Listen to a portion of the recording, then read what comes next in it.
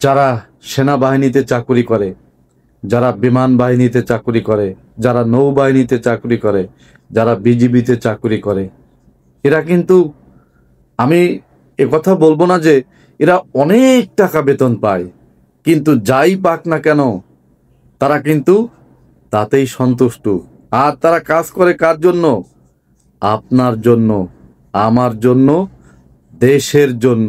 একটা কথা মনে রাখবেন, সীমানায় যারা ডিউটি করে তারা যদি সঠিকভাবে ডিউটি না করে তাহলে কিন্তু আপনিও যেমন বিপদে পড়বেন, আমিও বিপদে পড়ব, পুরো দেশটাই বিপদে পড়বে।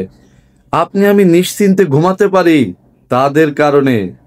প্রত্যেকটা মানুষ যারা, আমি এই চাকরির কথা বলেছি, এই চাকরিগুলোতে আছে, তারা সবাই দেশের গর্ব। তাদের প্রতি কখনো অমানবিক হবেন না, তাদের সম্পর্কে ভুল ধারণা করবেন না।